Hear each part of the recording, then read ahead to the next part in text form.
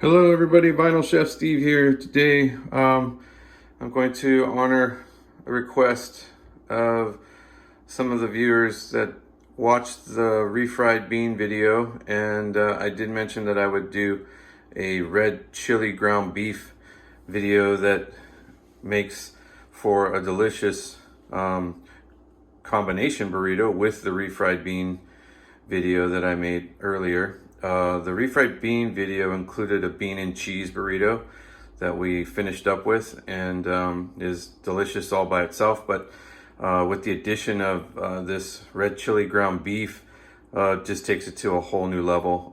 It's really a delicious burrito. So today we're going to do both at the same time to show you how easy it is to prepare them both. The refried beans will probably be done a little bit sooner, and the red chili ground beef will be completed shortly thereafter. So that way you don't have to toggle back and forth between the two videos of the refried bean video and this red chili ground beef. So today what we're going to need is a 40-ounce can of Sun Vista pinto beans, and then some cheddar cheese of your liking, and some manteca, which is pork fat, which we will be using to refry the beans, some garlic powder, some salt, an onion, white onion or brown onion, just don't use a sweet onion, and then some kind of ground beef, 15% lean, or 15% fat, I'm sorry, 85% lean, 15% fat, or whatever is to your preference. 80-20 would be good too. But they had this 15%, and it's going to work just fine. And then of course the magic is the red chili that you get. So you can buy store-bought red chili, which comes in a little packages from El Guapo and a couple other companies, but this is a official New Mexico red chili that we just brought back from our trip to New Mexico. There's a couple of little hot spots there where these chilies are ground up from local red chili farmers, and it's the best New Mexico red chili you'll ever get. But you can use anything that you can find, and it doesn't take a lot. That's just the bag that we brought back. You'll see it's just like a tablespoon or two, and this is actually a 1 pound package of ground beef. So the recipe for today is based off of 1 pound, and I'll give you the other measurements of the ingredients as we go along. Okay, so let's get started. Here we go. And of course, the magic ingredient for the chili, some flour. Don't forget that. Just some all-purpose flour. You'll need like a tablespoon or so of this. But yeah, definitely can't leave this out. I always forget something, it seems like, but I caught it in time, so we'll be good. All right, so first off, we're gonna get our onion chopped up, or we're gonna use a half of the onion, and we're gonna quarter it.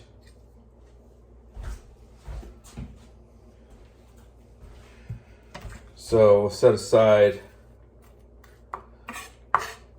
half for the beans and half for the ground beef. All right. Okay, we're gonna start by putting in about a tablespoon of the lard. This is just to sweat the onions down because we want to cook them down a little bit.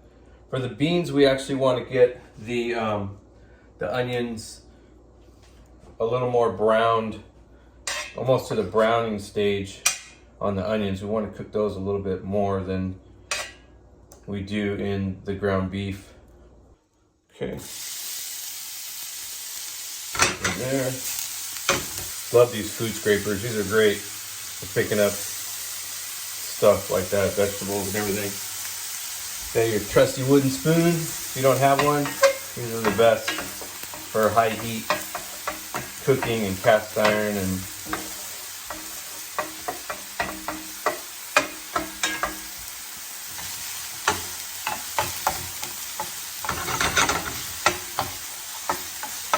if you like more onion, by all means you can add more onion, but like I said, this is a half of an onion divided, so the beans are getting a quarter of an onion chopped, and the ground beef is also getting a quarter of an onion chopped.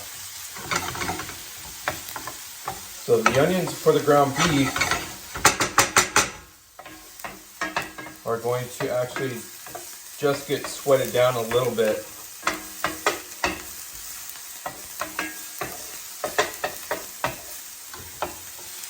We don't need to brown these. The browning of the onion and the beans just gives it this nice little depth of flavor. Onions are looking pretty good. They're browning up nice.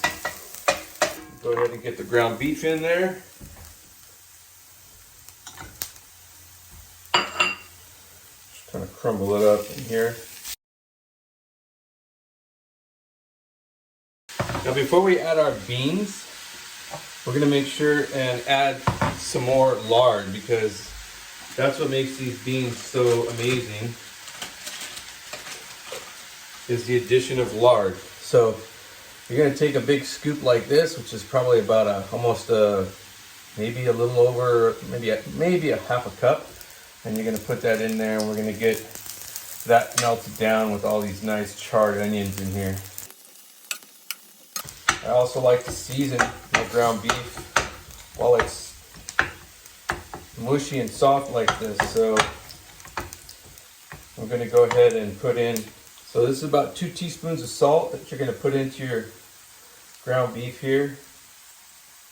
Again, that was 2 teaspoons kosher salt.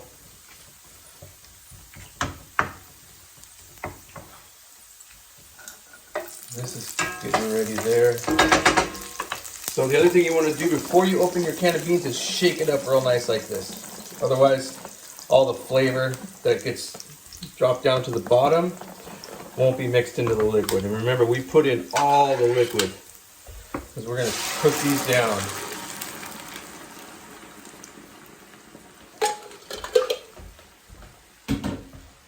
All right. Now we're going to sit and just let this come to a boil.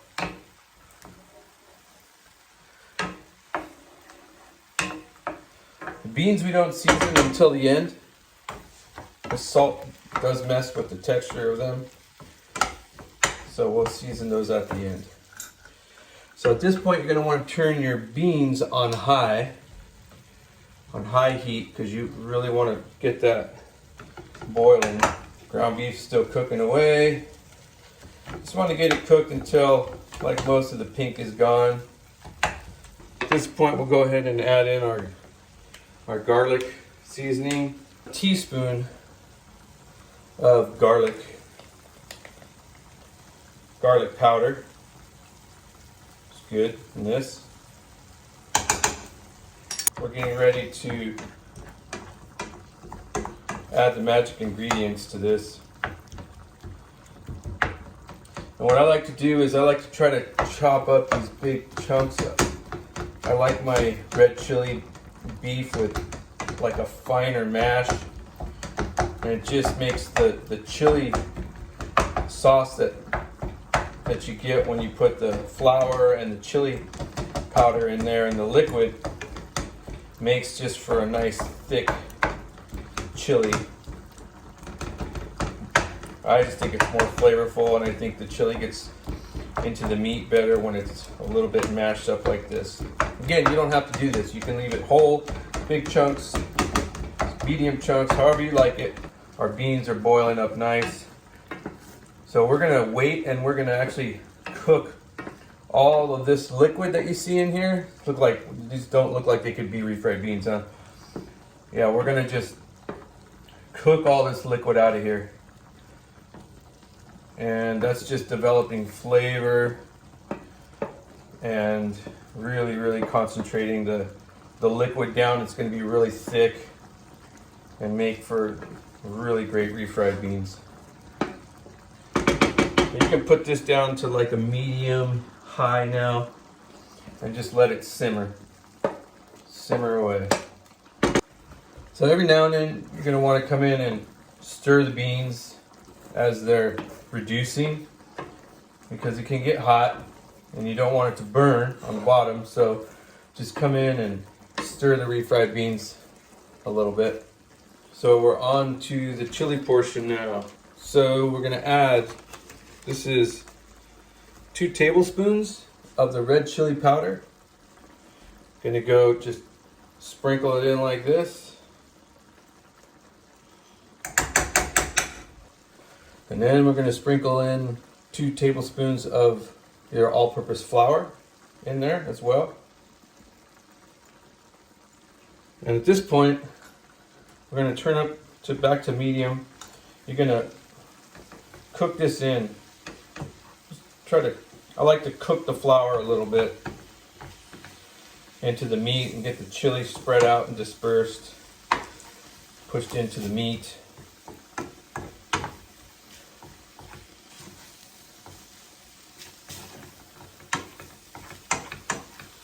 It doesn't look like much right now, but you'll see in a minute.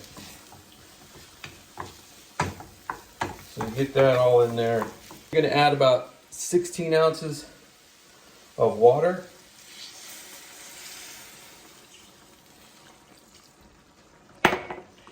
In there. Get that stirred around.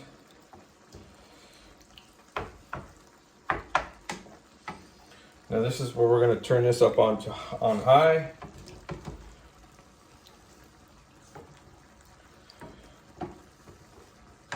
And just wait for the magic to happen. The flour will help thicken the liquid, and as it reduces down, it's just going to turn into this amazing chili. The meat will absorb the chili. And the longer you cook this, the longer you cook it, the thicker and more concentrated it gets. So, I mean, in New Mexico, there's different styles of the chili. Some people like it really soupy, you know, liquid, and some people like it super thick and condensed, you know, concentrated, where it's been cooked down for hours and hours. So we're gonna get this boiling. Beans are still cooking away on medium flame. And don't be afraid to, this is not a form of cross-contamination. This is actually a form of, I guess you could call it cross-flavorization.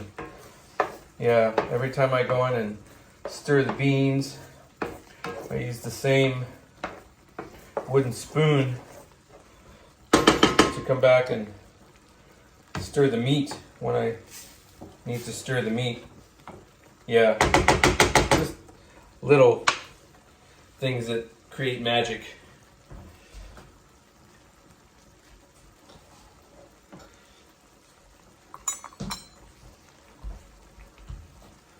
So you can kind of see how the juice in these beans in the chili is thickening up. It's like it was water when I first put it in there, but I mean now it's like turning into like a really nice thick liquid that I just spilled all over my cutting board. It's all right.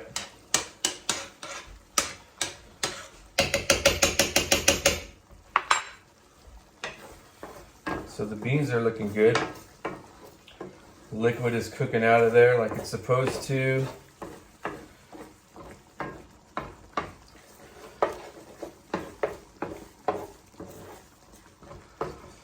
This also continues to tenderize the beans as well. You can see starting to lose most of the liquid in these beans.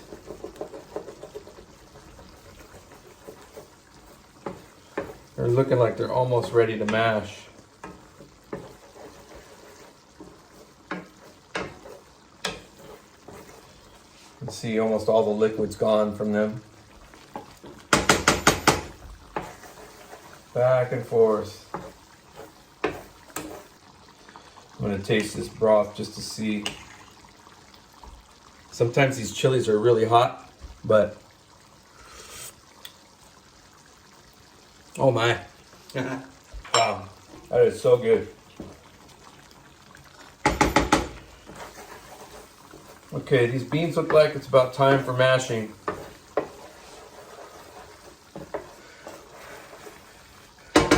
might be kind of hard for you to see with all the steam, but you see them now? I'm blowing all that steam away from there. Yeah, steam's making it hard to see. All right, at this time you can go ahead and season your beans. I'm gonna probably put about, we'll start with, again, this completely depends on you. This is about one teaspoon of salt in here. Teaspoon of garlic powder in there. And then a nice bean masher. So at this time you want to go ahead and turn your beans on low. Simmer. And make sure you get, if you're using a cast iron, get one of these to hold on to the pan. So we're going to go ahead and just mash our beans now.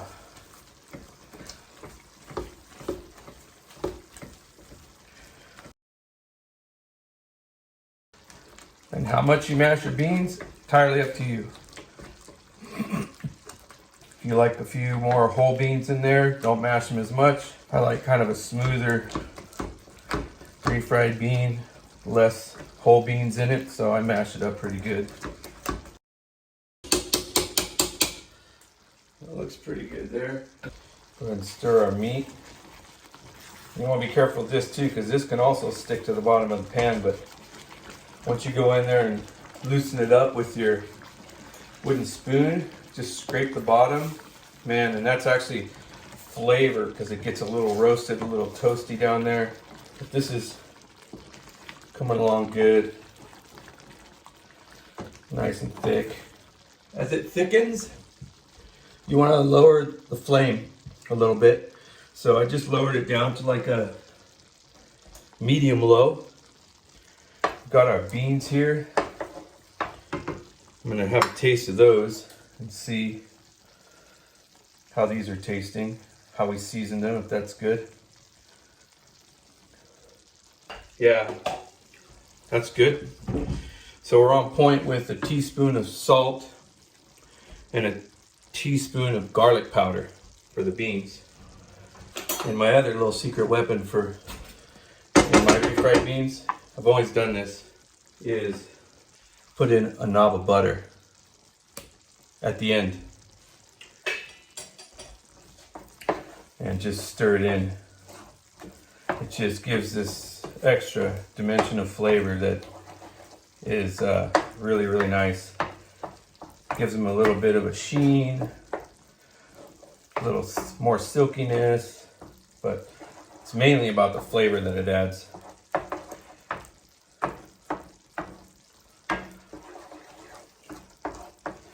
So I'm going to keep these on low just so that they can thicken up a little bit more. Because like we said, we want our beans to be a little on the thicker side for these kind of burritos. Still cooking down our chili. Just looks so good the way it is right now. I just want to eat it the way it is. But if you put it in a burrito like this, it's a complete and total mess. Stir these beans again. Good thickness.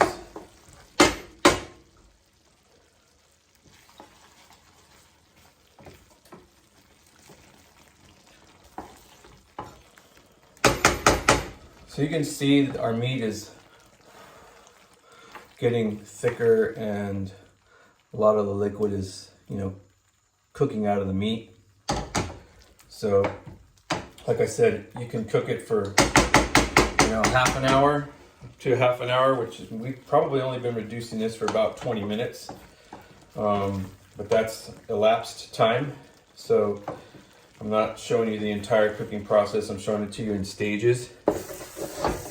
So you can literally cook it for 20-25 minutes, or you can turn it down and slow simmer it for 30 minutes or so, or an hour, up to an hour, 2 hours even if you want. You just have to make sure that your liquid doesn't completely dry out. I think our beans are pretty good. probably from the time you add the flour and the chili powder and the water, you bring it to a boil. From the time that it starts boiling, you want to cook it for at least 30 minutes on a medium heat. And then you want to stir it occasionally, like maybe every, 5 to 10 minutes. In the beginning, you can probably do 10 minutes, but after about 15 minutes of cooking, when it starts to thicken like this, you're going to want to come in and maybe stir it around like every 5 minutes. Let it boil and simmer and reduce for 5 minutes at a time. Come in and stir it around, just make sure it's not burning to the bottom of the pan. But this is what you get at about 30 minutes of simmering the meat.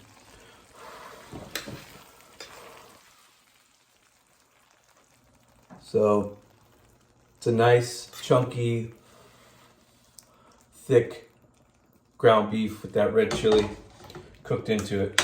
Yeah, this is heaven. And you don't need a lot of this in your burrito. When you mix it with your beans and the cheese, it just creates this combination of flavors that just is, it's unexplainable. And that's probably why they call it a combination burrito, because there's really no word for the flavor that it creates. But absolute deliciousness. So the lighting in the kitchen is really not the best here, but here you can see the ground beef, how thick it is. Nice and thick with that red chili sauce just cooked into it, concentrated, nice. Oh, just amazing. By itself, like I said, a bowl of chili. This with some cheddar cheese, some chives, onion, sour cream, and you're in heaven.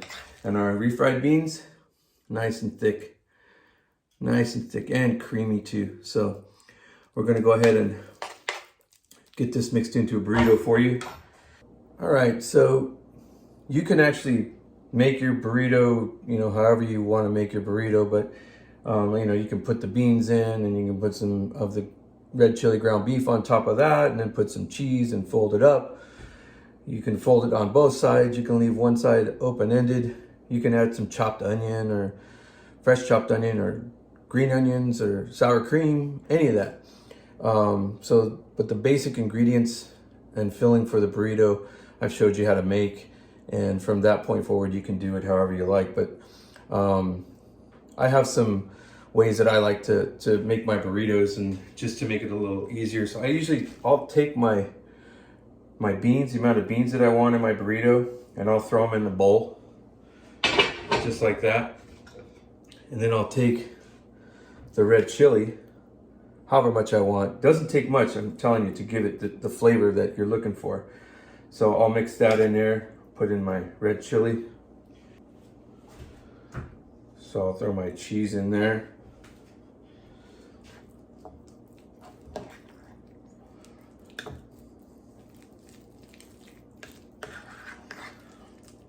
Get it nice and incorporated.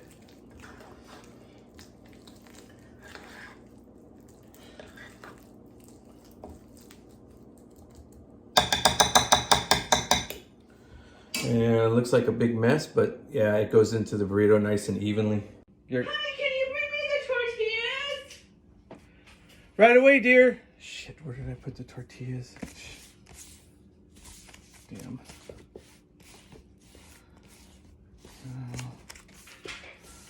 Am I getting closer? Oh, there they are. I got them.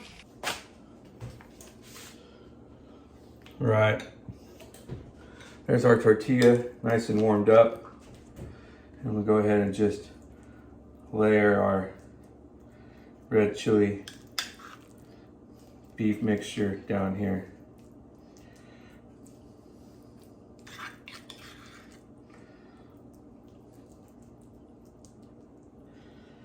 Oh yeah, that looks good. And I like to roll my burritos on both ends, so I'll take it like that, roll it over, tuck in the sides, give it a little push, and roll her up And as you've seen in the previous video, I also like to grill the burrito. So I will take this gorgeous baby and throw it on the grill. Get it nice and toasted up on both sides. Oh yeah. See that nice little grill marks there? That's pretty. Yeah. See that thing? Ooh, it's hot. Look at that. So that's it. You can slice it or just eat it like that. I mean, I'm tempted to take a big giant bite of it right off of the end. Show you what it looks like, but instead, what I'll do is I'll just cut it. Show you what it looks like on the inside. How's that? I'll still eat that part, but yeah. That's what you got inside. Look at that. A nice consistency of red chili and beef. Oh my goodness. I gotta take a bite of that. I'm sorry. Man,